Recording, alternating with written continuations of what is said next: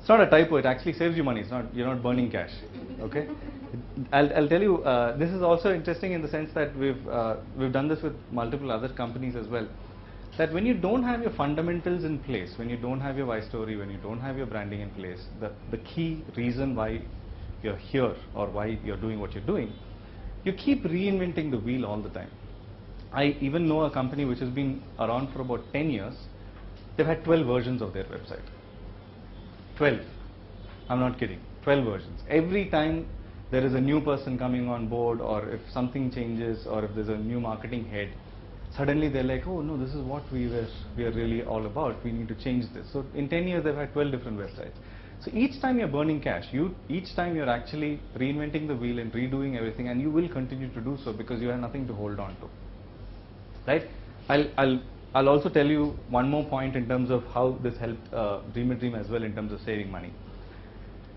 The other thing is in terms of being able to utilize technology better. Here's something very interesting that happened at Dream a Dream again. They have a good network of volunteers. Close to 2,000 volunteers they have in their list. The only way they communicate with them is through a newsletter. So far, I mean, pre-2012 this is.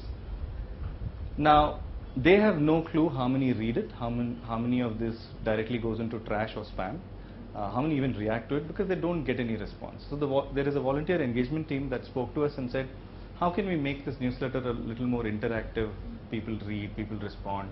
Can we make the content better? Can we make the design better?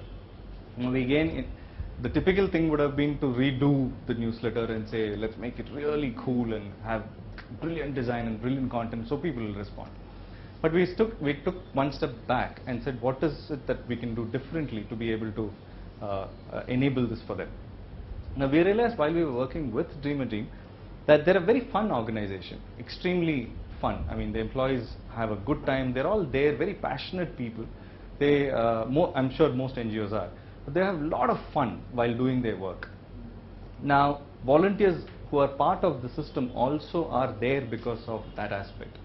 So we said, why don't we extend that thought? That's also part of their why story if you really look at it. How do we extend that to this problem that they have in terms of not being able to communicate? So what we did was we gave them a platform, like a virtual social network of sorts.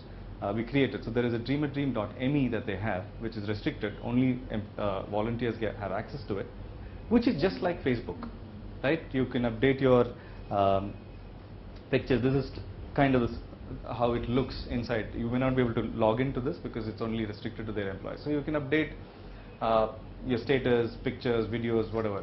Suddenly what happened was that last count we had about 900, almost 900 members in this, and they're all sharing information. If they've gone for a camp over the weekend, they're taking pictures, they're taking videos, they're uploading it. If there is something interesting that they want to share about a learning that they've had, they're writing a blog about it.